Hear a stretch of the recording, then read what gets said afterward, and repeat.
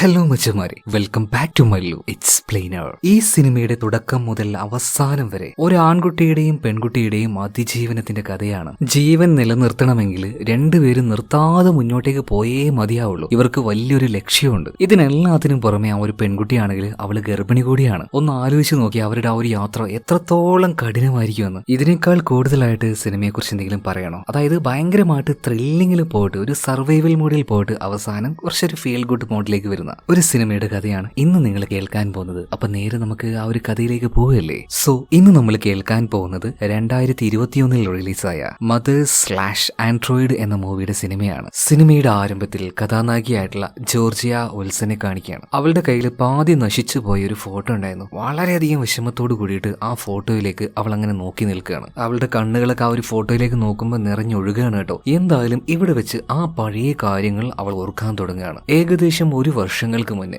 Georgia അവളുടെ boy friend ആയിട്ടുള്ള Sam രണ്ടുപേരും ഇപ്പോ അവളുടെ വീട്ടിന്റെ ബാത്റൂമിൽ ഇരിക്കുകയാണ്. ജോർജിയ നല്ല ടെൻഷനിലാണ്. കാരണം എന്താണ്? അവളിപ്പോ പ്രഗ്നന്റാ. വീട്ടുകാർക്കൊന്നും ഈ ഒരു കാര്യം അറിയില്ല. അവളാണെങ്കിൽ പഠിക്കുന്നേ ഉള്ളൂ. എന്നാ സാം പറയാണ്, നീ പേടിക്കൊന്നും വേണ്ട, ഞാൻ നിന്റെ കൂടെ ഇല്ലേ, നമുക്ക് എല്ലാവരോടും കാര്യങ്ങൾ പറയാം, നമുക്ക് വിവാഹം കഴിക്കാം, ആ ഒരു കുഞ്ഞിനെ നമുക്ക് പോറ്റാന്നൊക്കെ പറയാണ്. പക്ഷെ ഇത് കേട്ടപ്പോ ജോർജിയക്ക് ഭയങ്കരമായിട്ട് ദേഷ്യം വരികയാണ്. നീ ഒന്ന് പൊയ്ക്കുക അവിടുന്ന്, ഞാൻ ഇപ്പൊ പഠിക്കുന്നേ ഉള്ളൂ, ഈ സമയത്ത് കല്യാണം കുഞ്ഞ് ഇതൊന്നും എന്നെ കൊണ്ട് പറ്റില്ല എന്ന് പറഞ്ഞിട്ട് അവള് ഭയങ്കര ഒരു പ്രഷറിലാണ്. പിന്നീട് താഴോട്ട് പോവാണ്. താഴെ തന്നെ അവളുടെ അച്ഛനും അമ്മയും ഉണ്ടായിരുന്നു. ഇന്ന് ക്രിസ്മസ് രാത്രിയാണ്, അതുകൊണ്ട് അതിന്റെ ആ ഒരു സെലിബ്രേഷനും കാര്യങ്ങളൊക്കെ വീട്ടിൽ വെച്ച് നടക്കുക. പക്ഷേ അമ്മയോടും അച്ഛനോടും ഈ ഒരു കാര്യം എങ്ങനെ പറയണമെന്ന് അവൾക്ക് അറിയില്ല. അവൾക്കുള്ളിൽ ചെറിയൊരു പേടിയുണ്ട്. എന്തായാലും ഇവിടെ വെച്ച് കാര്യങ്ങളൊന്നും പറയുന്നില്ല. ഈ സമയത്ത് സാം പറയാണ്, എന്തായാലും നമ്മുടെ ആ ഒരു ഫ്രണ്ടിന്റെ വീട്ടിലൊരു പാർട്ടി ഉണ്ടല്ലോ, നമുക്ക് അങ്ങോട്ടേക്ക് പോയാലോ, അവിടെ വെച്ച് കാര്യങ്ങൾ സംസാരിച്ച് തീരുമാനിക്കാം, ഓക്കെ എന്ന് പറഞ്ഞിട്ട് ജോർജിയ അച്ഛനോടും അമ്മയോടും സമ്മതം ചോദിക്കുകയാണ്. അങ്ങനെ ഇവര് നേരെ അവിടെ നിന്ന് പോകാൻ നിൽക്കുമ്പോൾ ഇവരുടെ വീട്ടിലെ സർവന്റ് വന്നിട്ട് നമ്മുടെ സാമിനെയും അതുപോലെ തന്നെ ജോർജിയെ നോക്കിയിട്ട് ഹാപ്പി ദീപാവലി സാർ, പോയി അടിച്ചു പൊളിച്ചിട്ട് വാന്ന് പറയാണ്. ഇതേ സമയത്ത് സാം പറയണോ, എടോ ഇത് ഹാപ്പി ദീപാവലി അല്ല,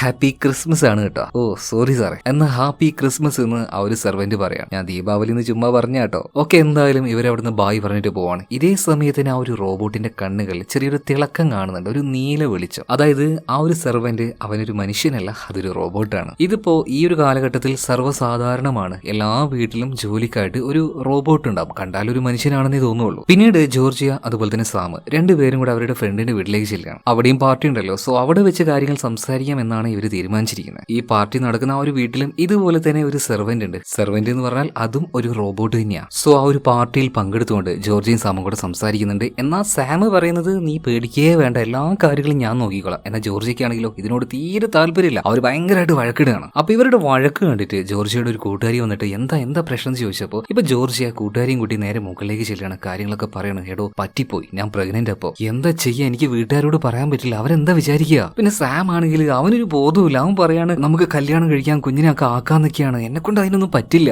ഇതേ നേരം തന്നെ ജോർജിയുടെ ഒരു കൂട്ടുകാരി ഉണ്ടല്ലോ, അവളുടെ കയ്യിൽ ഒരു ഫോൺ ഉണ്ടായിരുന്നു. അതിൽ ഒരുമാതിരി ഒരു ഭയങ്കര ഫ്രീക്വൻസിയിൽ ഒരു വല്ലാത്ത ടീന്നുള്ളൊരു ശബ്ദം. ഡിസ്റ്റർബൻസ് കാരണം അതുപോലെ തന്നെ പേടി കാരണം അവൾ പെട്ടെന്ന് ഫോൺ താഴേക്ക് ഇട്ടു. എന്നിട്ട് വല്ലാതെ അനോയിങ് ആയിട്ടുള്ള ഡിസ്റ്റർബിങ് ആയിട്ടുള്ള ഒരു ശബ്ദം അതിന്ന് വന്നുകൊണ്ടേയിരിക്കുകയാണ്. ഇവര് വേഗം താഴേക്ക് ചെന്ന് നോക്കി. ഒച്ചപ്പാടും ബഹളെല്ലാം കേട്ട് നോക്കുമ്പോ എന്താ, ഇവരുടെ സെർവന്റ് ആയിട്ടുള്ള ആ ഒരു റോബോട്ട് ഉണ്ടല്ലോ ഓരോ ആൾക്കാരെയും പിടിച്ച് കൊന്നുകൊണ്ടിരിക്കുക. മാത്രമല്ല നമ്മുടെ സാമിന്റെ കഴുത്ത് തന്നെ പിടിച്ച് ഞെരിച്ചുകൊണ്ടിരിക്കുമ്പോൾ അവിടെ ഉണ്ടായിരുന്ന ഒരുത്തം വന്നിട്ട് മറ്റേ ബേസ്ബോൾ ബാറ്റ് ഉണ്ടല്ലോ ഇത് വെച്ച് റോബോട്ടിന്റെ തലയ്ക്ക് ഒരു 4-5 തവണ നല്ല അടി അടിക്കുന്നുണ്ട്. ആ അടിയിൽ റോബോട്ടിന്റെ ആ ഒരു തല പൊട്ടി അതിന്റെ ഉള്ളിൽ നിന്നും ഓയിലും ബാക്കിയുള്ള കാര്യങ്ങളൊക്കെ പുറത്തേക്ക് വന്നിട്ട് ആ റോബോട്ട് അവിടെ വെച്ച് ഡെസ്ട്രോയ് ആവുകയാണ്. എന്തായാലും വളരെ കുറച്ച് ആൾക്കാർ മാത്രമേ ആ ഒരു വീട്ടിൽ നിന്ന് ബാക്കിയായിട്ടുള്ളൂ. ഇവര് നേരെ പുറത്തേക്ക് വന്ന് നോക്കുമ്പോൾ കാണുന്ന കാഴ്ച എന്താ, അത് തന്നെ ഓരോ വീട്ടിലും ഉണ്ടായിരുന്ന റോബോട്ടുകൾ എന്തെന്നറിയില്ല വല്ലാതെ വയലന്റ് ആയിട്ട് ഇവരുടെ ഓണേഴ്സിനെ കൊന്ന് കൊല വിളിച്ചുകൊണ്ടിരിക്കുകയാണ്. സോ ഭയങ്കരമായിട്ട് പാനിക് ആയിട്ടുള്ള ആൾക്കാരൊക്കെ 911 കോൾ ചെയ്തിട്ട് ഹെൽപ്പിന് ചോദിക്കാൻ നിൽക്കുമ്പോൾ ആ ഫോണൊക്കെ പെട്ടെന്ന് ബ്ലാസ്റ്റ് ആയി ചെവിയുടെ ആ ഒരു ഭാഗമെല്ലാം പൊട്ടിയിട്ട്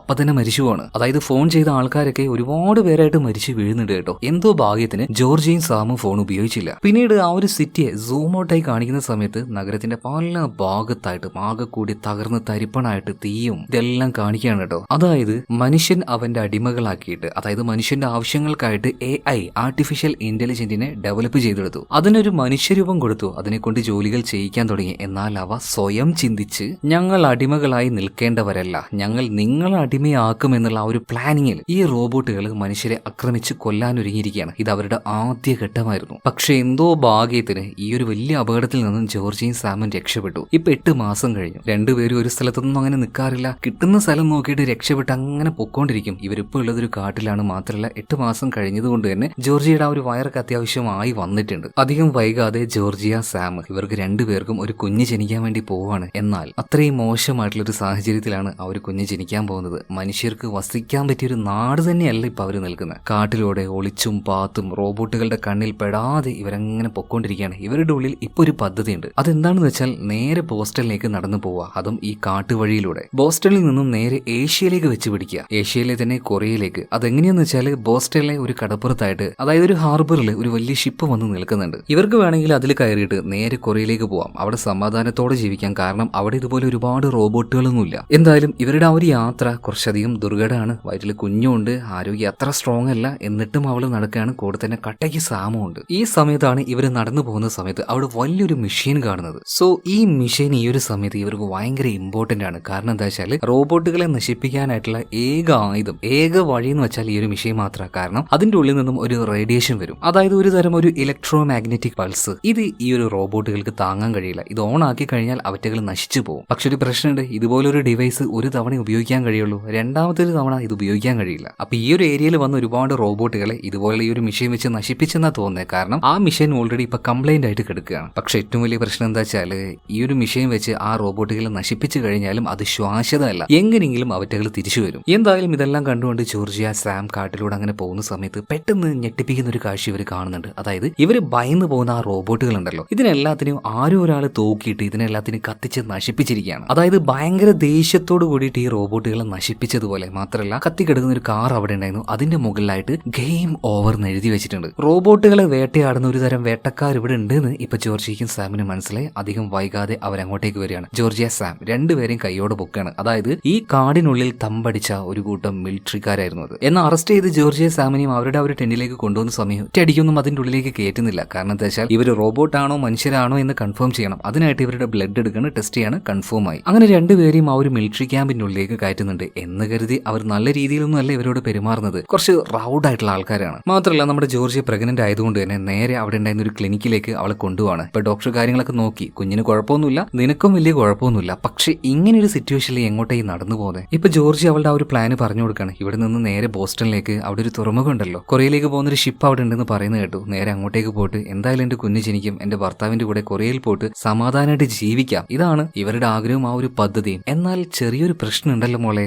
നിങ്ങൾക്ക് അങ്ങോട്ടേക്ക്, അതായത് ബോസ്റ്റണിലേക്ക് പോകണമെങ്കിൽ നോമാൻസ് ലാൻഡ് അത് താണ്ടി വേണം അങ്ങോട്ടേക്ക് പോകാനായിട്ട്. ഉള്ള കാര്യം പറയാലോ, ഏറ്റവും കൂടുതൽ റോബോട്ടുകൾ ഉള്ളത് ആ ഒരു ഭാഗത്താണ്. അത് മറികടന്ന് നിങ്ങൾക്ക് പോവാന്ന് പറയുന്നത് ഭയങ്കര ഒരു ഹെർക്കൂലിയൻ ടാസ്ക് ആയിരിക്കും. പക്ഷെ ജോർജിയ അതുപോലെ തന്നെ സാം ഇവര് മനസ്സുകൊണ്ട് ഉറപ്പിച്ചിട്ടുണ്ട്, ഞങ്ങൾ എന്തായാലും പോകുമെന്ന് തന്നെ പറയാണ്. പക്ഷെ അത് മാത്രമല്ല പ്രശ്നം, ഇവര് രക്ഷപ്പെട്ട് ആ ഒരു തുറമുഖത്തേക്ക് എത്തി, കൊറിയക്കാരുടെ ആ ഒരു ഷിപ്പിന്റെ അടുത്തേക്ക് എത്തി. അവിടെ ഒരു പ്രശ്നമുണ്ട്. കാരണം എന്താ വെച്ചാൽ ആ ഷിപ്പിൽ ലേഡീസിനെ അതുപോലെ തന്നെ കുഞ്ഞുങ്ങളെയും കയറ്റുള്ളൂ, പക്ഷെ ആണുങ്ങളെ കയറ്റില്ല. അതായത് എങ്ങനെയൊക്കെ നോക്കിയാലും ഇവരുടെ പദ്ധതി അത് പൂർണ്ണമായിട്ടും വിജയിക്കാനുള്ള സാധ്യത വളരെ കുറവാണ്. സോ മറ്റൊരു ഭാഗത്തുണ്ടായിരുന്ന നമ്മുടെ സാമും ഒരു പട്ടാളക്കാരനെ കണ്ട് ഇതേ ചോദ്യം തന്നെ ചോദിക്കുകയാണ്. അതായത് ബോസ്റ്റണിലേക്ക് പോകാനായിട്ട് വളരെ എളുപ്പ വഴിയുണ്ട് എന്ന് ഈ പട്ടാളക്കാരനും ആ ഒരു ഡോക്ടർ പറഞ്ഞില്ലേ, അവര് പറഞ്ഞ അതേ സെയിം കാര്യം തന്നെയാ പറയുന്നത്. നിങ്ങൾക്ക് പോവാം, പക്ഷെ പോകുന്ന വഴിയിൽ നോമാൻസ് ലാൻഡ് ആണ്, ആ ഭാഗത്ത് ഒരുപാട് റോബോട്ടുകളുണ്ട്. സോ എനിക്ക് തോന്നുന്നില്ല നിങ്ങൾക്ക് അങ്ങോട്ടേക്ക് അത് മറികടന്ന് ബോസ്റ്റണിലേക്ക് എത്താൻ പറ്റുമെന്ന്. ആകെ വിഷമിച്ചിട്ട് ഇപ്പൊ ജോർജിയുടെ അടുത്തേക്ക് സാം വരികയാണ്. നൈറ്റ് ആയതുകൊണ്ട് തന്നെ ഇവർക്കായിട്ട് ഒരു ചെറിയ ടെന്റ് കൊടുക്കുന്നുണ്ട്. ഈ സമയത്ത് സിറ്റുവേഷനും കാര്യങ്ങളൊക്കെ മനസ്സിലായതുകൊണ്ട് ജോർജിയ സാമിനോട് ഒരു കാര്യം ചോദിക്കുകയാണ്. സാമേ, നമുക്കൊരു കാര്യം ചെയ്താലോ? ഇവിടെ വെച്ച് നമ്മുടെ ഡെലിവറിയും കഴിഞ്ഞ് കുഞ്ഞിനെയും കൊണ്ട് ഇവിടുന്ന് പോയാൽ പോരെ? എന്നോട് ഡോക്ടർ അങ്ങനെയാ പറഞ്ഞത്. എന്നാൽ സാം പറയുന്ന കാര്യം എന്താ വെച്ചാൽ, നിനക്കറിയില്ലേ ബോസ്റ്റണിലേക്ക് ആ ഒരു പോകുന്ന വഴിയിൽ നോമാൻസ് ലാൻഡ് അവിടെ ഒരുപാട് റോബോട്ടുകളുണ്ട്. നമ്മുടെ കയ്യിൽ ഒരു കുഞ്ഞുണ്ടാവുകയാണെങ്കിൽ ഉറപ്പായിട്ടും ആ ഒരു കുഞ്ഞു കാര്യം നമ്മൾ എന്തായാലും പിടിക്കപ്പെടും. 3 പേരും മരണപ്പെട്ടു.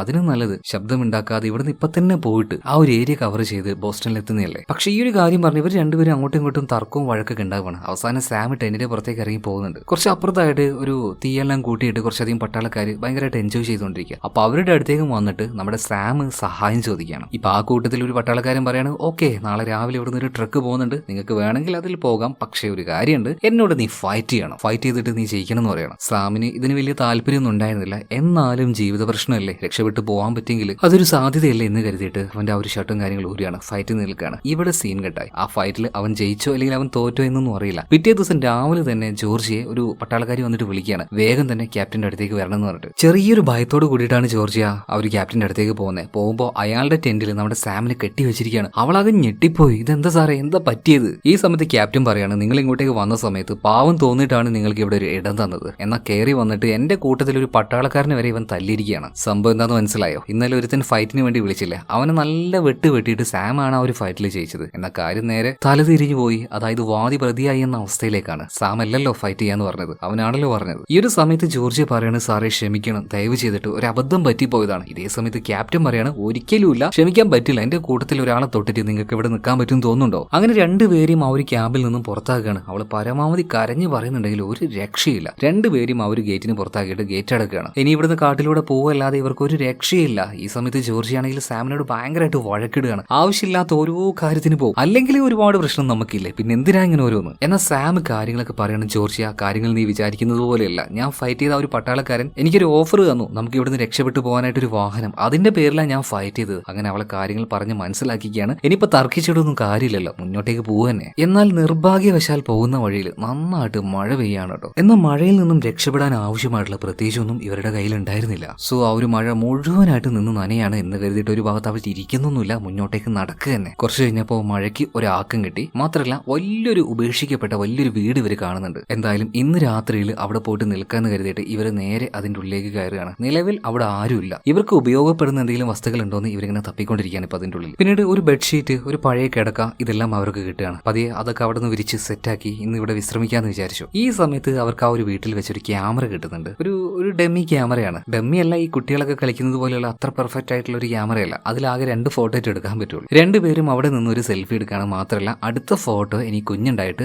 അവന്റെ കൂടെ ഇരുന്ന് ഇരിക്കാന്ന് പറയണം. സോ അന്ന് രാത്രി അവർ അവിടെ തന്നെ വിശ്രമിക്കുകയാണ്. ഇപ്പൊ ജോർജിയെ നോക്കുകയാണെങ്കിൽ ഒരു കുഞ്ഞുണ്ടായി കഴിഞ്ഞാൽ എങ്ങനെ അതിനെ നോക്കണം എന്നുള്ള കാര്യങ്ങളൊക്കെ ഒരു പുസ്തകം നോക്കി നന്നായിട്ട് വായിച്ച് പഠിച്ചുകൊണ്ടിരിക്കുകയാണ്. സാം ആണെങ്കിലോ ഇവർക്ക് പോകാനുള്ള, അതായത് ബോസ്റ്റണിലേക്ക് പോകാനുള്ള ആ ഒരു റൂട്ടും കാര്യങ്ങളൊക്കെ നന്നായിട്ട് പഠിച്ചുകൊണ്ടിരിക്കുകയാണ്. എങ്ങനെ സേഫ് ആയിട്ട് നോമാൻസ് ലാൻഡ് ഇത് താണ്ടി പോവാം. കുറെ നേരം അവന് നോക്കിയപ്പോൾ ഒരു കാര്യം മനസ്സിലായി, ഇവരിങ്ങനെ നടന്ന് പോവാണെങ്കിൽ 4 ദിവസം എടുക്കും. ഈ പ്രഗ്നന്റ് ആയിട്ടുള്ള ജോർജിയെ കൊണ്ട് ഇത്രയും ദിവസം നടക്കാന്ന് വെച്ചാൽ അതൊരു നിസാര കാര്യമാണോ? അങ്ങനെ ഇപ്പൊ ജോർജിയും സാമും കൂടെ സംസാരിച്ച് ഒരു കാര്യം തീരുമാനിച്ചു. ഇവിടെ വെച്ച് തൽക്കാലം പ്രസവിക്കാം, എന്നിട്ട് ആ ഒരു കുഞ്ഞുമായിട്ട് നമുക്ക് ഇവിടുന്ന് പോയാൽ പോരെ. മറ്റൊരു നിവൃത്തി ഇല്ലാത്തത് കൊണ്ട് രണ്ടുപേരും ചർച്ച ചെയ്തിട്ട് ഈ ഒരു കാര്യത്തിന് അങ്ങനെ ഡിസിഷൻ എടുക്കുകയാണ്. അങ്ങനെ രണ്ടുപേരും കിടന്നുറങ്ങി. പിറ്റേ ദിവസം രാവിലെ ആയപ്പോൾ ജോർജിയെ നോക്കുമ്പോൾ സാമിനെ കാണാനില്ല. അവൻ പുറത്ത് എന്തോ പണിയിലാണ്. നോക്കുമ്പോൾ ഒരു ബൈക്ക് നന്നാക്കിക്കൊണ്ടിരിക്കുകയാണ്. ഇതെന്തിനാ നമുക്കെന്തിനാ ബൈക്ക് എന്ന് ചോദിക്കുമ്പോൾ നമ്മൾ ഇന്ന് ഇവിടുന്ന് പോകാൻ പോവാണ്. ഇപ്പൊ ജോർജി ചോദിക്കുന്നത്, അല്ലടാ നീ അല്ലേ പറഞ്ഞത് ഇവിടെ നിന്ന് ഡെലിവറി കഴിഞ്ഞിട്ട് പോയാൽ മതിയെന്ന്? കുട്ടിയുടെ ശബ്ദം ഉള്ളതുകൊണ്ടാണ് ആയിക്കോട്ടെ പോകാൻ പറ്റില്ല എന്ന് നീ പറഞ്ഞത്. എന്ന് ഈ ബൈക്കിന്റെ ശബ്ദം അവറ്റകള് ആ റോബോട്ടുകൾ കേൾക്കില്ലേ? ഇതേ കാര്യം തന്നെയാ സാമും പറയുന്നത്. നീ ഒന്ന് ആലോചിച്ച് നോക്കിയേ, കുഞ്ഞുണ്ടായിട്ടുണ്ടെങ്കിൽ ആ കുഞ്ഞിനെ എടുത്ത് നമ്മൾ എങ്ങനെയാണോ ഈ 4 ദിവസം അതിലൂടെ നടക്കുക? എന്തായാലും ഈ ഒരു ബൈക്ക് ഉണ്ടല്ലോ, ഞാനത് നന്നാക്കിയിട്ടുണ്ട്, എന്നെ കൊണ്ട് പറ്റാവുന്ന വേഗത്തിൽ ഞാൻ പോവാന്ന് പറയണം. ആദ്യമൊക്കെ അവള് തർക്കിച്ചെങ്കിലും പിന്നീട് ഇത് തന്നെയാണ് നല്ല വഴി. സോ അവന്റെ കൂടെ ഇപ്പോ ജോർജി നിൽക്കുകയാണ്. അങ്ങനെ രണ്ടുപേരും അവർക്ക് ആവശ്യമായിട്ടുള്ള സാധനങ്ങളൊക്കെ എടുത്തു ബൈക്കിൽ കയറി ആ കാട്ടിലൂടെ ചാവട്ടി അങ്ങനെ വിടുകയാണ് കേട്ടോ. എത്ര വേഗത്തിൽ പോകാൻ കഴിയുമോ അത്രയും വേഗത്തിൽ സാം ആ ഒരു ബൈക്ക് കൊണ്ട് പോവാണ്. അതായത് ഇവരുടെ പുറകാലം എന്തായാലും റോബോട്ടുകൾ വരും, കാരണം ബൈക്കിന്റെ ആ ഒരു ഒച്ച കേട്ടുകൊണ്ട്. പക്ഷേ ഉണ്ടല്ലോ, ഇവര് പ്രതീക്ഷിച്ചതുപോലെ ബൈക്കിന്റെ പിന്നാലെ റോബോട്ടുകളൊന്നും ഇപ്പൊ നിലവിൽ വരുന്നില്ല. കുറെ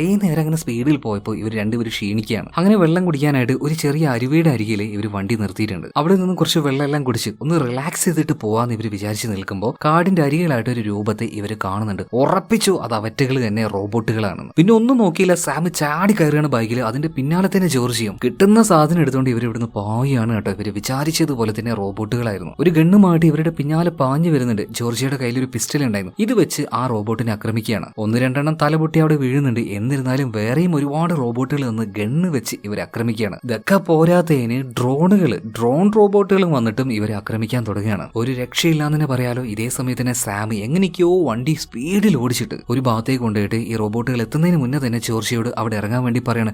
എന്താ കാര്യം ചോദിച്ചപ്പോൾ ഇപ്പൊ ജോർജിയോട് സാം പറയാണ്, എടോ ഞാൻ എങ്ങനെയെങ്കിലും അവറ്റകളുടെ ആ ഒരു ശ്രദ്ധ തിരിക്കാം.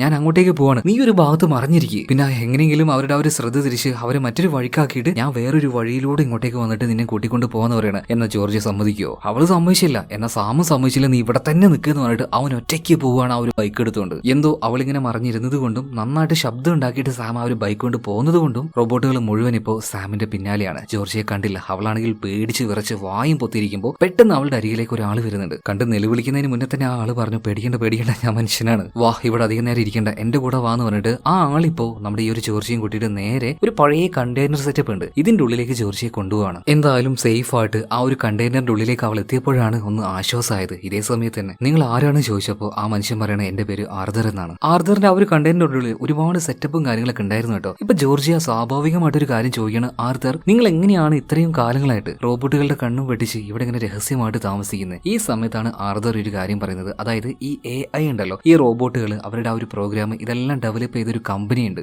ആ കമ്പനിയിൽ വർക്ക് ചെയ്തിരുന്ന ഒരു സോഫ്റ്റ്വെയർ ഡെവലപ്പറാണ് ഞാൻ. അതുകൊണ്ട് തന്നെ ഇവറ്റകളെ എങ്ങനെ കബളിപ്പിക്കാം എന്നുള്ളത് ഒരു പരിധി വരെ എനിക്കറിയാം. ഞാൻ വീണ്ടും പറയാണ്, ഒരു പരിധി വരെയൊക്കെ. അപ്പൊ എനിക്ക് അറിയാവുന്ന കാര്യങ്ങൾ വെച്ച് ഞാൻ ചില സെറ്റപ്പുകളൊക്കെ ഇവിടെ ചെയ്തിട്ടുണ്ട്. അതുകൊണ്ടാണ് ആ റോബോട്ടുകൾ നിലവിൽ എന്നെ കണ്ടുപിടിക്കാത്തത്. ഫ്യൂച്ചറിൽ അവരെന്നെ കണ്ടുപിടിക്കില്ല എന്നൊന്നും പൂർണ്ണമായിട്ട് എനിക്ക് പറയാൻ പറ്റില്ല കേട്ടോ. അതുപോലെ തന്നെ ആർതർ വേറൊരു കാര്യം ഇപ്പൊ ജോർജിയോട് പറയാണ്. സത്യം പറഞ്ഞാൽ ഇതൊക്കെ ഒരുപാട് വർഷങ്ങൾക്ക് മുന്നേ എഴുതപ്പെട്ട കാര്യമാണ്. കൃത്യമായിട്ട് പറയുകയാണെങ്കിൽ 1920 കാലഘട്ടങ്ങളിൽ അന്നുണ്ടായിരുന്ന ഒരു എഴുത്തുകാരൻ ഇതിനെക്കുറിച്ച് പ്രവചിച്ചായിരുന്നു. സോ വല്ലാത്തൊരു ആകാംക്ഷയിൽ ജോർജിയ അതെന്താന്ന് ചോദിക്കുമ്പോൾ ആ എഴുത്തുകാരൻ അന്നൊരു കാര്യം എഴുതിയിട്ടുണ്ടായിരുന്നു. ഈ ലോകത്തിൽ ദൈവമൊന്നുമില്ല. ഒരുപാട് വർഷങ്ങൾ കഴിയുമ്പോൾ മനുഷ്യർ ഒരുപാട് ഡെവലപ്പ് ആവും, ഒരുപാട് മെഷീൻസ് കണ്ടുപിടിക്കും. ആ മെഷീൻസ് കുറെ കാലം കഴിയുമ്പോൾ അവറ്റകൾ സ്വയം ചിന്തിക്കാൻ തുടങ്ങും. പിന്നെയും കുറച്ച് വർഷങ്ങളൊക്കെ കഴിയുന്ന സമയത്ത് ഈ റോബോട്ടുകൾക്ക് തോന്നും അവറ്റകൾ അടിമകളാണെന്ന്. പിന്നീട് ഈ റോബോട്ടുകൾ മനുഷ്യരെ ആക്രമിക്കാൻ തുടങ്ങും. അങ്ങനെ മനുഷ്യരെ മുഴുവൻ ഇല്ലാതാക്കി അവർ മാത്രമായിട്ട് ഈ ഭൂമിയിൽ ബാക്കിയാവും. മറ്റൊരു ലോകം തന്നെ ഇവിടെ സൃഷ്ടിക്കപ്പെടും. ഇങ്ങനെയൊക്കെ ഈ ഒരു ഓർഡർ അന്നുണ്ടായിരുന്ന ആ എഴുത്തുകാരൻ എഴുതിയ കാര്യങ്ങളൊക്കെ ജോർജിയോട് പറയാണ്. മാത്രമല്ല ഈ റോബോട്ടുകൾ ഉണ്ടല്ലോ, അവരുടെ ആ ഒരു എയിം, അവരുടെ ആ ഒരു ലക്ഷ്യം, അതിലേക്ക് എത്താനായിട്ട് എത്ര എക്സ്ട്രീം ലെവലിലേക്ക് വരെ വേണമെങ്കിൽ പോകും. അവരതിനു വേണ്ടി എന്തും ചെയ്യുന്ന ഓർഡർ പറയാണ്. എന്തായാലും കുഴപ്പമില്ല, നീ പേടിക്കൊന്നും വേണ്ട, നീ തൽക്കാലം ഇവിടെ ഇരുന്നോന്നൊക്കെ പറയുന്നുണ്ട്. ഇതേ സമയത്ത് ജോർജിയ ചോദിക്കുകയാണ്, നിങ്ങൾ ഇത്രയും കഷ്ടപ്പെട്ടുകൊണ്ട് നിങ്ങളുടെ ജീവൻ വരെ പണയം വെച്ച് എന്നെ എന്തിനാ രക്ഷപ്പെടുത്തിയത്? അതിന് മറുപടിയായിട്ട് ആർതർ ഒന്നും പറയുന്നില്ല. പതിയെ ജോർജിയയുടെ ആ വയറിന്റെ അടുത്തേക്ക് വന്നിട്ട് അവളുടെ ആ ഒരു വയറ്റിൽ ചെവി വെക്കുകയാണ്. ആ കുഞ്ഞിന്റെ ചെറിയ നേരിയ ശബ്ദം ഇയാൾ കേൾക്കാൻ വേണ്ടി ശ്രമിക്കുകയാണ്. അതായത് അവിടെ ഉണ്ടായ ഫോട്ടോയിലേക്ക് നോക്കിയപ്പോൾ ജോർജിയക്ക് കാര്യം മനസ്സിലായി. ഇദ്ദേഹത്തിന് ഒരു ഭാര്യ ഉണ്ടായിരുന്നു. കുഞ്ഞ് ജനിക്കുന്നതിന് മുന്നേ തന്നെ അവർ രണ്ടുപേരും മരണപ്പെട്ടു പോയി. അതിന്റെ ആ ഒരു ദുഃഖം, സ്വന്തം കുഞ്ഞിനെയും ഭാര്യയും രക്ഷിക്കാൻ പറ്റിയില്ലല്ലോ. എന്നാൽ ഇങ്ങനെ കണ്ട് ഈ പെൺകുട്ടിയെങ്കിലും രക്ഷപ്പെടുത്താലോ എന്ന് കരുതിയിട്ടാണ് ആർതർ ഈ ഒരു റിസ്ക് എടുത്തിരിക്കുന്നത്. അങ്ങനെ കുറച്ച് സമയം കഴിഞ്ഞു. ജോർജിയ ആ ഒരു കണ്ടെയ്നറിൽ തന്നെ കിടക്കുകയാണ്. പക്ഷേ എത്ര കിടക്കാൻ നോക്കിയിട്ടും അവൾക്ക് അങ്ങോട്ട് ഉറങ്ങാൻ കഴിയുന്നില്ല. കണ്ണടച്ച അപ്പ സാമിന്റെ മുഖം വരും. അവനെന്താ പറ്റിയിട്ടുണ്ടാവുക?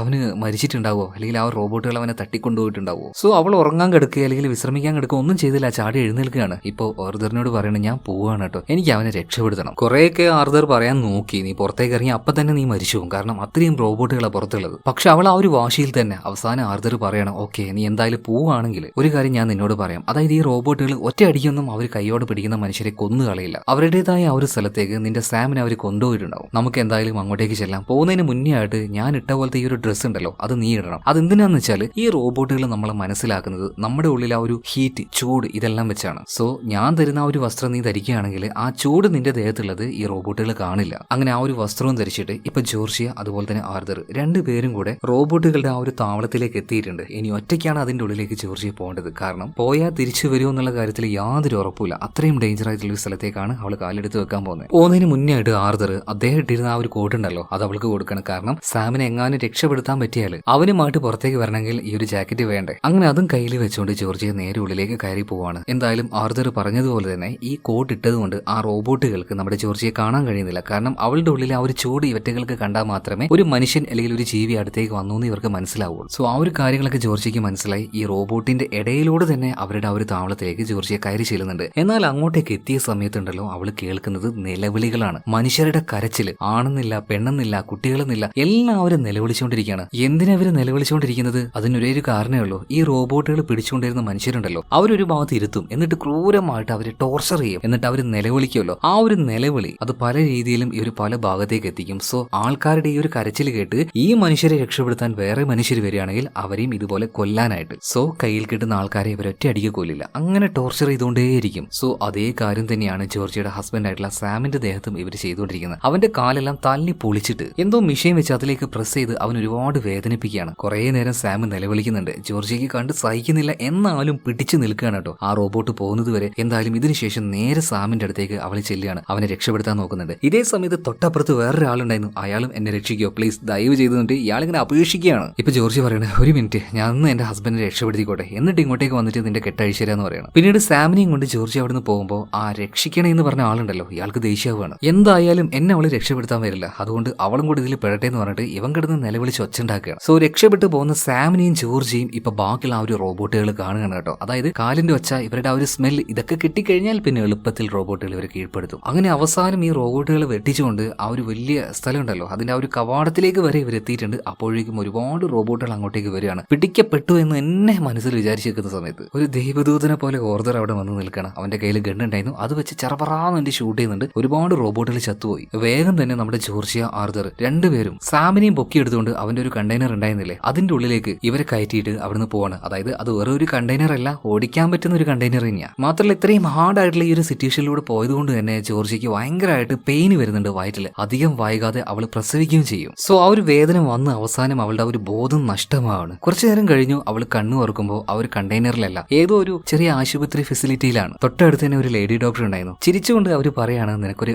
ആൺകുഞ്ഞ് ജനിച്ചിട്ടുണ്ടെന്ന്. കേട്ടപ്പോൾ തന്നെ നമ്മുടെ ജോർജിക്ക് ഭയങ്കരമായിട്ട് സന്തോഷമാവുകയാണ്. ഞാനിത് എവിടെയാണെന്നൊക്കെ ചോദിക്കുമ്പോൾ ബോസ്റ്റൺ, ഇവർ വരാൻ ഉദ്ദേശിച്ച ആ ഒരു സ്ഥലത്തേക്ക് ഇവർ വന്നിട്ടുണ്ട്. അവിടെ തന്നെ ഭയങ്കര സെക്യൂർ ആയിട്ടുള്ള പട്ടാളക്കാരുടെ ഒരു ക്യാമ്പ് ഉണ്ട്. ആ ക്യാമ്പിന്റെ ഉള്ളിലേക്കാണ് ഇപ്പൊ ജോർജിയ. തൊട്ടപ്പുറത്തെ ബെഡിൽ തന്നെ സാം എത്തിയിട്ടുണ്ട് കേട്ടോ. എന്നാൽ കണ്ണ് തുറന്ന പാടിന് ജോർജ് ചോദിക്കുന്നത് ഇവരെ രക്ഷപ്പെടുത്തി ഇങ്ങോട്ടേക്ക് എത്തിച്ച ആർദറിനെ കുറിച്ചാണ്. ഡോക്ടർ പറയുന്നത് നിങ്ങളുടെ കൂടെ ഒരാൾ വന്നിട്ടുണ്ടായിരുന്നു, എന്നാൽ നമ്മുടെ ഈ ഒരു ഏരിയ ഭയങ്കര സെക്യൂർ ആയിട്ട് വെച്ചിരിക്കുകയാണ്. നിങ്ങളെ തന്നെ ഇങ്ങോട്ടേക്ക് കയറ്റിയത് നിങ്ങളുടെ ആ ഒരു അവശ്യ അവസ്ഥ കണ്ടിട്ടാണ്. പക്ഷെ ഓർദറിനെ അതുപോലെ അങ്ങനെ ഒറ്റയടിക്ക് കയറ്റാനൊന്നും കഴിയില്ല. അതുകൊണ്ട് ബോർഡറിൽ നിങ്ങളാക്കിയിട്ട് അവൻ പോയിട്ടുണ്ടായിരുന്നു. അവസാനമായിട്ട് അവനെ കണ്ടൊന്ന് നന്ദി പറയാൻ വരെ ജോർജിയക്ക് പറ്റിയില്ല. അവനോട് അത്രയും നന്ദി ഉണ്ട് കേട്ടോ മനസ്സിൽ. കാരണം ഇവർ ഇവിടെ ജീവനോടെ എത്താനുള്ളതിന് ഒരേ ഒരു കാരണം ഈ ഓർദർ മാത്രമാണ്. പിന്നീട് സന്തോഷത്തോട് കൂടിയിട്ട് ഇവർക്ക് ജനിച്ച ആ ഒരു കുഞ്ഞുമായിട്ട് നേരെ സാമിന്റെ അടുത്തേക്ക് എത്തുകയാണ്. സാമിനും ഒരുപാട് സന്തോഷം ഉണ്ടെങ്കിലും എന്തോ ഒരു വിഷമം അവന്റെ ആ ഒരു മുഖത്ത് ജോർജിക്ക് കാണാൻ പറ്റി. എന്താ അത്, അവനെന്താ ഇത്രയും വലിയൊരു ഹാപ്പി ആയിട്ടുള്ള മൊമെന്റ് ആയിട്ടും ഒരുപാട് അങ്ങോട്ട് സന്തോഷിക്കാത്ത എന്തോ കാര്യം ഉണ്ടെന്ന് മനസ്സിലായി. അവൾ പെട്ടെന്ന് തന്നെ ആ ഒരു ബെഡ്ഷീറ്റ് മാറ്റി നോക്കുമ്പോൾ അവന്റെ 2 കാലും മുറിച്ചെടുത്തിരിക്കുകയാണ്. കാരണം കാലിൽ അത്രയും മാരകമായിട്ടുള്ള മുറിവുകൾ ആ റോബോട്ടുകൾ ഉണ്ടാക്കിയിട്ടുണ്ടായിരുന്നു. അതുകൊണ്ട് ഇനി ഒന്നും ചെയ്യാൻ കഴിയില്ല, അതുകൊണ്ടാണ് മുറിച്ചെടുത്തത്. ഇത് കണ്ട് ഷോക്കായി നിൽക്കുന്ന ജോർജിയോട് സാം പറയണ നീ പേടിക്കൊന്നും വേണ്ട, എന്തായാലും ഒരു റോബോട്ടിക് ആയിട്ടുള്ള കാല് വെക്കുകയാണെങ്കിൽ എനിക്ക് പഴയതുപോലെ തന്നെ നടക്കാൻ പറ്റും. അതൊക്കെ പോട്ടെ, നമ്മൾ 3 പേര് ജീവനോടുകൂടി ഇവിടെ എത്തിയല്ലോ, അതിനേക്കാൾ വലുതായിട്ട് എന്താണ് ജോർജിയ നമുക്ക് വേണ്ടത്? നമ്മൾ വിചാരിച്ചതുപോലെ തന്നെ നമ്മുടെ കുഞ്ഞുമായിട്ട് നമുക്ക് സന്തോഷത്തോടെ ജീവിക്കാലോ. ഒരു പരിധി വരെ ഈ ഒരു കാര്യം അക്സെപ്റ്റ് ചെയ്തിട്ട് അവളും ഒന്ന് ഹാപ്പി ആവാണ്. കുറച്ചു നേരം കഴിഞ്ഞപ്പോൾ ആ പട്ടാളത്തിലെ തന്നെ ഒരാൾ വന്നിട്ട് ഇവരോട് കാര്യങ്ങൾ ചോദിച്ചറിയാണ്. നിങ്ങൾ എവിടുന്നാ വന്നത്, വരുന്ന വഴിയിൽ എങ്ങനെയൊക്കെയായിരുന്നു സംഭവങ്ങൾ, റോബോട്ടുകളൊക്കെ ഉണ്ടായിരുന്നു, അങ്ങനെയുള്ള ഓരോ കാര്യങ്ങളും A to Z ഓരോ കാര്യങ്ങളും ജോർജിയോട് ചോദിക്കുമ്പോൾ അവൾ നടന്ന എല്ലാ കാര്യങ്ങളും പറയുന്നുണ്ട്. അവരുടെ ആ ഒരു നഗരത്തിൽ ഇതുപോലെ റോബോട്ടിന്റെ ആക്രമണം ഉണ്ടായി, അതിൽ നിന്നും എങ്ങനെയൊക്കെയോ ഇവർ കുറച്ച് പേര് രക്ഷപ്പെട്ടു. പിന്നീട് അവിടെ ഉണ്ടായിരുന്ന ആ ഒരു മിഷൻ, അതായത് ഇലക്ട്രോ മാഗ്നറ്റിക് പൾസ്, ആ ഒരു റേഡിയേഷനൊക്കെ ഉപയോഗിച്ചുകൊണ്ട് ഒരുപാട് റോബോട്ടുകളെ കൊന്നെങ്കിലും പിന്നീട് ഒരുപാടെണ്ണം അങ്ങോട്ടേക്ക് വന്നു. മനുഷ്യർക്ക് ഒട്ടും നിൽക്കാൻ പറ്റാത്ത രീതിയിൽ ആ ഒരു സ്ഥലം ആക്കി മാറ്റി. അങ്ങനെ ഞാനും എന്റെ സാമും കൂടെ അവിടുന്ന് രക്ഷപ്പെട്ടതാണ്. വരുന്ന സമയത്ത് ഞാൻ പ്രഗ്നന്റ് ആയിരുന്നു. വളരെയധികം ദുർഘടമായിട്ടുള്ള യാത്രയായിരുന്നു സാറേ, കാട്ടിലൂടെ മഴയത്തും. ഒരു സമയത്ത് ഞങ്ങൾ രണ്ടുപേരും പെട്ടുപോയി എന്ന് തന്നെ വിചാരിച്ചതാണ്. ആ സമയത്താണ് ദേവദൂതനെ പോലെ ഒരു മനുഷ്യൻ ഞങ്ങളുടെ അടുത്തേക്ക് വന്നത്, ആർദർ. ഈ ആർദറും റോബോട്ടുകളെ ഉണ്ടാക്കിയ ആ ഒരു കമ്പനിയിൽ ജോലി ചെയ്ത ഒരാളായിരുന്നു. അതുകൊണ്ട് ഒരു പരിധി വരെ ഈ റോബോട്ടുകളെ എങ്ങനെ കബളിപ്പിക്കാൻ അയാൾക്ക് അറിയാം. അയാൾ കുറെ കാലമായിട്ട് ആ ഒരു കാട്ടിൽ തന്നെയായിരുന്നു. അയാൾ ഉണ്ടാക്കിയിരുന്ന ഒരു സ്യൂട്ട്, ആ സ്യൂട്ട് നമ്മൾ ഇടുകയാണെങ്കിൽ നമ്മുടെ ബോഡിയിലെ ആ ഒരു ഹീറ്റും കാര്യങ്ങളൊന്നും റോബോട്ടിന് മനസ്സിലാക്കാൻ പറ്റില്ല. ഈ റോബോട്ടുകളിൽ നിന്ന് നമുക്ക് ഹൈഡായിട്ട് നടക്കാനും കഴിയും. അങ്ങനെയാണ് ഒരു പരിധി വരെ ഞാനും സാമും രക്ഷപ്പെട്ട് ഇങ്ങോട്ടേക്ക് എത്തിയത്. ഇത് കേട്ടപ്പോൾ ആ ഒരു പട്ടാളക്കാരൻ പറയാണ്, സ്യൂട്ടോ, അങ്ങനെ ഒരു കാര്യം ഇതുവരെയായിട്ടും കണ്ടുപിടിക്കപ്പെട്ടിട്ടില്ലല്ലോ. ഇനി അഥവാ കണ്ടുപിടിക്കപ്പെട്ടാൽ തന്നെ അത് ഒരാളുടെ കയ്യിലായിട്ട് നിൽക്കില്ല. കാരണം അതിന് അത്രത്തോളം പ്രാധാന്യമുണ്ട്, ലോകം മുഴുവൻ ഇത് അറിയപ്പെടും. സോ നീ ഈ പറയുന്ന സ്യൂട്ട് എന്ന് പറഞ്ഞ പരിപാടി അതൊരു നുണയാണെന്ന് എനിക്ക് തോന്നുന്നു കേട്ടോ. ഒരിക്കലും അതിന് സാധ്യതയില്ല. ഇതേ സമയത്ത് നമ്മുടെ ജോർജ് പറഞ്ഞ ഇല്ല സാറേ, എനിക്ക് ആ ഒരു കോട്ട് അവൻ ഇട്ട് തന്നായിരുന്നു. അങ്ങനെയല്ലേ ഞാൻ അവരുടെ ആ ഒരു താവളത്തിലേക്ക് പോയതും സാമിനെ രക്ഷപ്പെടുത്തിയതും. എന്നാൽ ഈ ഒരു പട്ടാളക്കാരൻ ഉറപ്പിച്ചു പറയാണ്, ജോർജിയ അങ്ങനെ ഒരു കണ്ടുപിടുത്തം നടത്തിയിട്ടില്ല. കാരണം അങ്ങനെ ഒരു കണ്ടുപിടുത്തം നടത്തിയിട്ടുണ്ടെങ്കിൽ ഉറപ്പായിട്ടും നമ്മൾക്ക് എല്ലാവർക്കും പെട്ടെന്ന് തന്നെ അവറ്റകൾ ആക്രമിക്കാനും നമ്മുടെ ഈ ലോകത്തെ പഴയതുപോലെ ആക്കാനും പറ്റും. ഇതെല്ലാം കേട്ട സമയത്ത് ജോർജിയ ആകെ അന്തം വിട്ടു പോവാണ്. ഇവർക്ക് എന്ത് ഈ പറയുന്നത്? അപ്പൊ ഓർഡർ ആരാണ്? അവൻ എന്നോട് പറഞ്ഞല്ല ആ ഒരു കുപ്പായ ഇടുകയാണെങ്കിൽ റോബോട്ടുകൾക്ക് കാണാൻ കഴിയില്ല എന്ന്. പെട്ടെന്നാണ് ജോർജിയയുടെ ചിന്ത മറ്റൊരു തലത്തിലേക്ക് പോകുന്നത്. അതായത്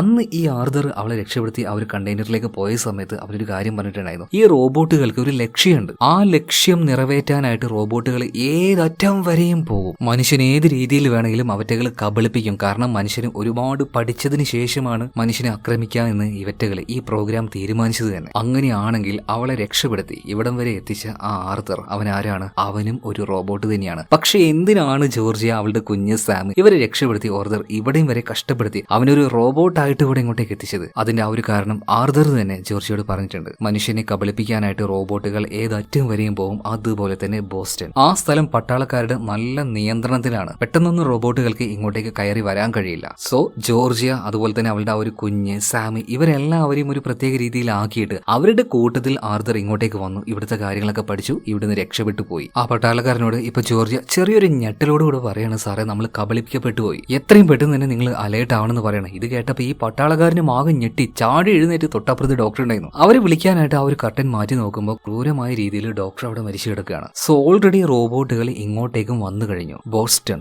അതും ആക്രമിക്കപ്പെട്ടിരിക്കുകയാണ്. പെട്ടെന്ന് തന്നെ ആ ഒരു പട്ടാളക്കാരൻ അവിടുന്ന് പോകുന്നുണ്ട്. ഇപ്പൊ ജോർജിയക്കും എന്താ ചെയ്യേണ്ടതെന്ന് തിരിയുന്നില്ല. സാമിനാണെങ്കിൽ എഴുന്നേറ്റ് നടക്കാൻ പറ്റുമോ? കാലുകളുണ്ടോ? ഇല്ല. അതേ അവസ്ഥ തന്നെയാണ് ജോർജിയക്കും. അവളുടെ സിസേറിയനെ കഴിഞ്ഞത്, അതുകൊണ്ട് തന്നെ അവൾക്കും നടക്കാൻ കഴിയില്ല. ഇപ്പൊ വീൽ ചെയറിൽ ഇരുന്നുകൊണ്ട് സാമിനോട് പറയാണ്, ഞാൻ എങ്ങനെയെങ്കിലും പോയിട്ട് ആ ഒരു മിഷൻ, അതായത് EMP മിഷൻ ഉണ്ടല്ലോ, അത് ഓണാക്കട്ടെ, താൽക്കാലികമായിട്ട് നമുക്ക് ഇവിടുന്ന് രക്ഷപ്പെട്ട് പോകാൻ കഴിയുമല്ലോ. ഞാൻ വരുന്നതുവരെ നീ ഇവിടെ തന്നെ ഇരിക്കണേന്ന് പറഞ്ഞിട്ട് ജോർജിയ അവനോട് പറഞ്ഞിട്ട് ആ ഒരു വീൽ ചെയറിൽ തന്നെ അവൾ അങ്ങനെ പോകുന്ന സമയത്ത് ആ ഒരു സെക്ഷൻ ഉണ്ടല്ലോ, അതിന്റെ പല ഭാഗത്തായിട്ട് റോബോട്ടുകളും മനുഷ്യരും തമ്മിൽ അങ്ങോട്ടും ഇങ്ങോട്ടും ഭയങ്കരമായിട്ടുള്ള വെടിവെപ്പും ഫൈറ്റും എല്ലാം തുടങ്ങിയിട്ടുണ്ടായിരുന്നു. അതിഭയങ്കരമായിട്ടുള്ള ഒരു യുദ്ധം എന്ന് തന്നെ പറയാം. ഇതിന്റെ ഇടയിലൂടെ തന്റെ കുഞ്ഞിനെയും കയ്യിൽ വെച്ചുകൊണ്ട് ജോർജിയ നേരെ ആ വീൽ ചെയറും തള്ളി തള്ളി തള്ളി ആ ഒരു മെഷീന്റെ അടുത്തേക്ക് അവൾ പോയിക്കൊണ്ടിരിക്കുകയാണ്. അതായത് അവൾക്ക് ഇപ്പോൾ ഒറ്റ ലക്ഷ്യമുള്ളൂ, ആ ഒരു മെഷീനെ EMP അത് ഓണാക്കുക, അത് വെച്ച് താൽക്കാലികമായിട്ട് ഇവിടുന്ന് രക്ഷപ്പെടാൻ നോക്കുക. അങ്ങനെ ആ മെഷീനുള്ള റൂമിലേക്ക് അവൾ എത്തിയിട്ടുണ്ട്. പക്ഷേ അവിടെ തന്നെ മറ്റൊരാളുണ്ടായിരുന്നു, ഇത്രയും നേരം അവളെ കബളിപ്പിച്ചിരുന്ന ആർദർ തന്നെ. അവനൊരു റോബോട്ടാണെന്ന് ഇപ്പൊ ജോർജിയക്ക് മനസ്സിലായല്ലോ. ഇപ്പൊ അവൾ ആ ഒരു മെഷീന്റെ അടുത്തേക്ക് പോകാൻ നിൽക്കുമ്പോൾ തന്നെ ആർദർ പറയാണ്, നീ എന്താ കരുതിയത്, ഞങ്ങളെ എളുപ്പത്തിൽ അങ്ങ് നശിപ്പിച്ച് കളയാന്നോ? ഞാൻ പറഞ്ഞതല്ലേ ഞങ്ങൾ ഏതറ്റം വരെയും പോകുമെന്ന്. നിങ്ങളെ നശിപ്പിക്കാനായിട്ട് ഞങ്ങൾ ഏതറ്റം വരെയും പോകും. അതുപോലെ നീ ഒരു മെഷീൻ ഇവിടെ വെച്ച് ഓൺ ആക്കുകയാണെങ്കിൽ ഉറപ്പായിട്ടും നിന്റെ കുഞ്ഞിനെ ഞാൻ കൊല്ലും. പക്ഷേ ജോർജിയക്ക് ഒരു കാര്യമാണ്, അവളിനി ആ ഒരു മെഷീൻ ഓൺ ആക്കിയാലും ഇല്ലെങ്കിലും റോബോട്ടുകൾ അവളെയും അവളുടെ കുഞ്ഞിനെയും ഇവിടെ വെച്ച് കൊല്ലും. അതുകൊണ്ട് ഒന്നും നോക്കിയില്ല, ജോർജിയ കയ്യിലുണ്ടായിരുന്ന ഒരു പിസ്റ്റൾ എടുത്ത് അവന്റെ തലയിലേക്ക് തന്നെ ഷൂട്ട് ചെയ്യാണ്. ആ റോബോട്ടിന്റെ തല പകുതിയോളം നശിച്ചു കഴിഞ്ഞു. ഈ സമയത്ത് ആ ഒരു തൊലിയും കാര്യങ്ങളൊക്കെ പോയിട്ട് അതിന്റെ ആ ഒരു യഥാർത്ഥ മുഖം അവളിപ്പോ കാണുകയാണ്. അതായത് ആർദർ എന്ന ആ ഒരു റോബോട്ടിന്റെ മുഖം. അവസാനം ഒരുപാട് തവണ വെടിവെച്ച് ആ റോബോട്ടിനെ അവള് നശിപ്പിച്ച് കളയുന്നുണ്ട്. ഇതേ സമയത്ത് തന്നെ ഈ ഒരു സെക്ഷനിലേക്ക് ഒരുപാടധികം റോബോട്ടുകൾ വരികയാണ്. എന്നാൽ ജോർജിയ എങ്ങനെയൊക്കെയോ കാലുകൊണ്ട് അതിന്റെ ആ ഒരു ഡോറ് തള്ളി പിടിച്ചിട്ട് ആ ഒരു മെഷീൻ ഒരൊറ്റ ഓണാക്കലാണ്. പിന്നീട് വളരെയധികം പവർഫുൾ ആയിട്ടുള്ള ഒരു ഇലക്ട്രോ മാഗ്നറ്റിക് പൾസ് അവിടെ ഉണ്ടാകാണ്. റോബോട്ടുകൾ മുഴുവൻ താൽക്കാലികമായിട്ട് ഫ്രീസായി പോവാണ്. ഈ ഒരു സമയം, ഈ ഒരു അവസരം ഇവർക്ക് മതി, ഇവർക്ക് ഇവിടുന്ന് രക്ഷപ്പെട്ടു പോകാനായിട്ട് ജോർജിയ വേഗം തന്നെ അവളുടെ ഹസ്ബൻഡിന്റെ അടുത്തേക്ക് എത്തുകയാണ്. ഒരുപാട് ടയേർഡ് ആയതുകൊണ്ട് തന്നെ കുഞ്ഞിനെയും അവിടെ കിടത്തി അവൾ അരികിലായിട്ട് അങ്ങനെ കിടക്കുകയാണ്. എന്ന് കരുതി ഒരുപാട് നേരമൊന്നും ഇവിടെ വിശ്രമിക്കാൻ കഴിയില്ല. അധികം വൈകാതെ റോബോട്ടുകൾ വീണ്ടും ഓണാകും, അവറ്റകൾ അടുത്ത യുദ്ധം ആരംഭിക്കും. എന്തായാലും ഒരു ഇച്ചിരി നേരം അവൾ റിലാക്സ് ആവുന്നുണ്ട്. മാത്രമല്ല ഇവരുടെ കയ്യിൽ ഒരു പഴയ ക്യാമറ ഉണ്ടല്ലോ, അതിൽ 2 ഫോട്ടോ എടുക്കാൻ പറ്റുന്ന പറഞ്ഞല്ലേ. ഒരു ഫോട്ടോ അന്ന് എടുത്തായിരുന്നു, രണ്ടാമത്തെ ഫോട്ടോ കുട്ടി ഉണ്ടായതിനു ശേഷം എടുക്കാന്നല്ലേ ഇവര് പറഞ്ഞത്. ആ ഫോട്ടോ ഇവിടെ വെച്ച് എടുക്കുകയാണ്. മാത്രമല്ല പിന്നീട് ഒരു വീൽ ചെയറും കണ്ടുപിടിച്ച് അതിൽ സാമിനെ ഇരുത്തുകയാണ്. എന്നിട്ട് കുഞ്ഞുമായിട്ട് നേരെ അവള് പോർട്ടിലേക്ക് പോവാണ്. ഈ സമയത്ത് പോർട്ടിൽ നോക്കുകയാണെങ്കിൽ കുറേക്കാരുടെ ആ ഒരു വലിയ ഷിപ്പാണ് അവിടെ ഉള്ളത്. ഒരു ലേഡിയാണ് അതിന്റെ ആ ഒരു ക്യാപ്റ്റൻ. കുറെ നേരം അവരവിടെ വെയിറ്റ് ചെയ്ത് നിന്നു കേട്ടോ, ആരും വരുന്നില്ല. നമുക്ക് പോവാന്ന് പറഞ്ഞിട്ട് അവർ പോവാൻ നിൽക്കുന്ന അതേ സമയത്ത് തന്നെ ജോർജിയും സാമും കൂടെ കുട്ടിയുമായിട്ട് അങ്ങോട്ടേക്ക് എത്തുകയാണ്. പക്ഷെ ആ ഒരു ഗേറ്റ് കടന്നുകൊണ്ട് എല്ലാവർക്കും ഒന്നും പോകാൻ കഴിയില്ല കേട്ടോ. ജോർജിക്ക് മാത്രമായിട്ട് ഇവർ പെർമിഷൻ കൊടുക്കുന്നുണ്ട്. അവള് നേരെ ആ ഒരു ക്യാപ്റ്റന്റെ അടുത്തേക്ക് ചെന്ന് സംസാരിക്കുകയാണ്. മേഡം ദയവ് ചെയ്തിട്ട് എന്റെ ഭർത്താവിനെ കൂടെ ഈ ഒരു ഷിപ്പിൽ കൊണ്ടുപോകാൻ സമ്മതിക്കണം. കാരണം ഈ ഷിപ്പിൽ കുട്ടികളെയും ലേഡീസിനെയും മാത്രമല്ലേ കൊണ്ടുപോകുള്ളൂ. അതുകൊണ്ടാണ് ഭർത്താവിനെയും കൂടെ കൂട്ടണം എന്ന് പറഞ്ഞത്. അദ്ദേഹത്തിന്റെ 2 കാലും പോയതാണ്. എനിക്ക് എന്ത് ജോലി തന്നാലും ഞാനൊരു അടിമയെ പോലെ നിന്ന് ചെയ്തോളാം. അദ്ദേഹത്തിന് പറ്റുന്നത് എന്ത് വേണമെങ്കിലും അവിടെ വന്നിട്ട് ചെയ്യും. നിങ്ങൾ പറയുന്നത് എന്തോ അതെല്ലാം ഞങ്ങൾ കേട്ടോളാം. അങ്ങനെ യാചിക്കുകയാണ് അവൾ ആ ഒരു ക്യാപ്റ്റനോട്. എന്ന് ക്യാപ്റ്റൻ പറയാണ്, മേഡം ദയവ് ചെയ്തിട്ട് ഞങ്ങളോട് ക്ഷമിക്കണം കേട്ടോ. കാരണം നിങ്ങളുടെ ഹസ്ബൻഡ് അദ്ദേഹത്തെ മാത്രമല്ല നിങ്ങളെയും ഈ ഒരു ഷിപ്പിൽ കയറ്റാൻ പറ്റില്ല. കാരണം ഓൾറെഡി ഞങ്ങളുടെ നാട്ടിലെ പോപ്പുലേഷൻ വല്ലാതെ കൂടിയിരിക്കുകയാണ്. എല്ലാവർക്കുള്ള ഭക്ഷണവും കാര്യങ്ങളും നമുക്ക് കൊടുക്കാൻ കഴിയുന്നില്ല. ഇനി പാകെയുള്ള ഒരു ഓപ്ഷൻ എന്താ വെച്ചാൽ നിങ്ങളുടെ ആ ഒരു മകനുണ്ടല്ലോ, അവനെ ഞങ്ങളുടെ കയ്യിൽ ഏൽപ്പിക്കുകയാണെങ്കിൽ അവന് നല്ലൊരു ജീവിതം കൊടുക്കാൻ കഴിയും. അവനുമായിട്ട് ഞങ്ങൾ നേരെ കൊറിയയിലേക്ക് പോകും. നിങ്ങളുടെ പെർമിഷൻ ഉണ്ടെങ്കിൽ മാത്രമേ, നിങ്ങളുടെ സൈനും കാര്യങ്ങളും ഉണ്ടെങ്കിൽ മാത്രമേ ഞങ്ങൾ പോവുള്ളൂ. ഈ ഒരു കാര്യം കേട്ട സമയത്ത് ജോർജിയ ആകെ സ്റ്റക്കായി പോവാണ്. അതായത് ഇപ്പൊ ജനിച്ചിട്ടേ ഉള്ളൂ. ഒരുപാട് ആശിച്ച് മോഹിച്ച് കഷ്ടപ്പെട്ട് കിട്ടിയതാണ് അവൾക്ക് ആ ഒരു മകനെ. ഒരുപാട് പോരാട്ടങ്ങൾ നടത്തിയിട്ട് അത്രയും ആഗ്രഹിച്ചത് കിട്ടിയതാണ് ആ ഒരു കുഞ്ഞിനെ അവളുടെ കയ്യിലേക്ക്. ഈ ഒരു കാര്യം സാമിനോട് ചെന്ന് പറയുമ്പോൾ സാം മറ്റൊരു കാര്യം പറയുന്നത്, ജോർജിയ നീ ഒരു കാര്യം മനസ്സിലാക്ക്, ഈ 2 കാലും ഇല്ലാതെ എനിക്ക് നിന്നെ പ്രൊട്ടക്ട് ചെയ്യാൻ പറ്റില്ല. അതുപോലെ തന്നെ ഈ ഒരു കുഞ്ഞിനെയും. നീയും ഒരു പെണ്ണാണ്, ഒരു പരിധി വരെയൊക്കെ നിനക്കും ഫൈറ്റ് ചെയ്യാൻ കഴിയുള്ളൂ. നമുക്ക് ഈ ലോകത്തില് നമ്മുടെ ഈ ഒരു സ്ഥലത്ത് അതിജീവിക്കാൻ കഴിയില്ല. നമ്മുടെ കുഞ്ഞെങ്കിലും നന്നായിട്ട് ജീവിച്ചോട്ടെ, അവരുടെ കൂട്ടത്തിലേക്ക് കുഞ്ഞിനെ വിട്ടുകൊടുത്തേക്ക്, അത് പോയിക്കോട്ടെ, അവൻ നന്നായിട്ട് വളർന്നോട്ടെ. അങ്ങനെ ഒരിക്കലും സമ്മതിക്കില്ല എന്ന് കരുതിയ ജോർജിയ ഈ ഒരു കാര്യത്തിൽ കൺവിൻസ് ആവുകയാണ്. സ്വന്തം മകനല്ലേ, അവനൊരു നല്ല ഭാവി കിട്ടിക്കോട്ടെ എന്ന് കരുതിയിട്ട് ജോർജിയ ആ ഒരു കുഞ്ഞിനെ ക്യാപ്റ്റനെ ഏൽപ്പിക്കുകയാണ്. മാത്രമല്ല ഒരു ലെറ്ററിൽ സൈൻ ചെയ്തൊക്കെ കൊടുക്കണല്ലോ. അതിന്റെ പിന്നിലായിട്ട് തന്റെ മകന് വേണ്ടിയിട്ട് ജോർജിയ അവസാനമായിട്ട് ചില കാര്യങ്ങൾ എഴുതി വെക്കുകയാണ്. മോനെ, നിന്റെ അമ്മയാണ് ഈ കത്ത് നിനക്ക് വേണ്ടിയിട്ട് എഴുതുന്നത്. നീ ജനിച്ച സമയമുണ്ടല്ലോ, അതിൽ വലിയൊരു പോരാട്ടത്തിനിടയിലാണ്. എന്റെ വയറ്റിൽ നീ വളരാൻ തുടങ്ങിയ ആ ഒരു സമയം മുതൽ ഞാൻ കാത്തിരിക്കുകയായിരുന്നു. നിന്റെ ഓരോ ചലനവും നിന്റെ ഓരോ കാര്യവും നിരീക്ഷിച്ചുകൊണ്ട് നിന്നെ കാണാനായിട്ട്, നിന്നെ കിട്ടാനായിട്ട് ഒരുപാട് അമ്മ പോരാടി കേട്ടോ. ഇങ്ങനെയെല്ലാം എഴുതുമ്പോൾ ജോർജിയയുടെ കണ്ണുകൾ നിറഞ്ഞൊഴുകുകയായിരുന്നു. അത്രയും വിഷമത്തിലാണ് ആ കത്ത് മകന് വേണ്ടി എഴുതുന്നത്. നിന്റെ അമ്മ നിന്നെ ഒരുപാട് സ്നേഹിച്ചിരുന്നു കേട്ടോ. അങ്ങനെ ഭയങ്കര ഇമോഷണൽ ആയിട്ട് ഒരുപാട് കാര്യങ്ങൾ അവന് വേണ്ടിയിട്ട് എഴുതുകയാണ്. ഇതേ സമയത്ത് ക്യാപ്റ്റൻ പറയാണ് ഒരുപാട് വഴുകി, കത്ത് വേഗം തരണമെന്ന്. അങ്ങനെ ആ ഒരു ലെറ്റർ അവൾ കൊടുക്കുകയാണ്. മനസ്സില്ലാ മനസ്സോടെ ആ ഒരു കുഞ്ഞിനെ അവൾ പിരിയാണ്. അങ്ങനെ കുറച്ച് ദിവസങ്ങൾ കഴിഞ്ഞു. പഴയതുപോലെ തന്നെ ജോർജിയും സാമും മാത്രമായി. ഈ ഒരു കാര്യമാണ് കഥയുടെ ആരംഭത്തിൽ നമ്മൾ കണ്ടത്. ജോർജിയ ആ ഒരു ഫോട്ടോ എല്ലാം നോക്കിയിട്ട് ഒരുപാട് വിഷമിച്ചുകൊണ്ടിരിക്കുന്നത്. ഒരു ഫോട്ടോ ഒഴികെ ബാക്കിയുള്ള എല്ലാം അവൾ കത്തിച്ചു കളഞ്ഞു. ഒരേ ഒരു ഫോട്ടോ മാത്രം അവളുടെ കയ്യിൽ വെക്കുകയാണ്. ജോർജിയും ഹസ്ബൻഡായിട്ടുള്ള സാമും അവരുടെ ആ ഒരു കുഞ്ഞുമായിട്ട് ചേർന്നെടുത്ത ആ ഒരു ഫോട്ടോ. അപ്പൊ സാം എവിടെയെന്ന് ചോദിക്കുകയാണെങ്കിൽ അവന്റെ ആരോഗ്യാവസ്ഥ വളരെയധികം മോശമായിരുന്നു. 2 കാലും ഇല്ലാതെ എങ്ങനെ അവൻ അതിജീവിക്കും? അതിൽ ഭയങ്കരമായിട്ട് ഇൻഫെക്ഷനും കാര്യങ്ങളൊക്കെ വന്ന് അവൻ മരണപ്പെട്ടിട്ടുണ്ട്. ജോർജിയ ഇപ്പൊ ഒറ്റയ്ക്കാണ്. ഏകാന്തതയുടെ ആ ഒരു പെയിന് അവൾ നന്നായിട്ട് അനുഭവിച്ചുകൊണ്ടിരിക്കുകയാണ്. മാത്രമല്ല അന്ന് ആ ഒരു ബോസ്റ്റണിൽ ഒരു പട്ടാള ക്യാമ്പ് ഉണ്ടായിരുന്നില്ലേ, അവിടുത്തെ ഒരുപാട് പട്ടാള പട്ടാളക്കാർ അതിജീവിച്ചിട്ടുണ്ട്. ആ കൂട്ടത്തിൽ തന്നെയാണ് ഇപ്പൊ ജോർജിയ ഉള്ളത്. ഈ ഒരു സ്ഥലം അത്ര സേഫ് അല്ലാത്തത് കൊണ്ട് തന്നെ ഇവർ ഇവിടെ നിന്ന് ഷിഫ്റ്റ് ചെയ്ത് മറ്റൊരു സ്ഥലത്തേക്ക് പോവാണ്. അപ്പൊ ആ ഒരു സ്ഥലത്തേക്ക് ജോർജിയോടും വരുന്നുണ്ടോ എന്ന് പട്ടാളക്കാർ ചോദിക്കുകയാണ്. പോവല്ലാതെ മറ്റൊരു നിവൃത്തിയില്ലല്ലോ. അതുപോലെ തന്നെയാണ് ഈ ലോകത്തിൽ എല്ലായിടത്തും. കാരണം ഈ റോബോട്ടുകൾ അവറ്റകളുടെ ആ ഒരു ആധിപത്യം പതിയെ പതിയെ പതിയെ ആക്കി കൊണ്ടുവരികയാണ്. മനുഷ്യ സർവൈവ് ചെയ്യാനായിട്ട് അതിജീവിക്കാനായിട്ട് ഇങ്ങനെ ഓടിക്കൊണ്ടിരിക്കുകയാണ്. ഓക്കെ, ഇത്രയും കാര്യങ്ങൾ കാണിച്ചുകൊണ്ടാണ് സിനിമ ഇവിടെ തീരുന്നത്. ഈ കഥ നിങ്ങൾക്ക് ഇഷ്ടമായ തീർച്ചയായിട്ടും ഞങ്ങളുടെ ഈ ഒരു വീഡിയോ ലൈക്ക് ചെയ്യുക. എന്നാൽ പിന്നെ നമുക്ക് അടുത്ത വീഡിയോയിൽ വീണ്ടും കാണാം. Okay, by.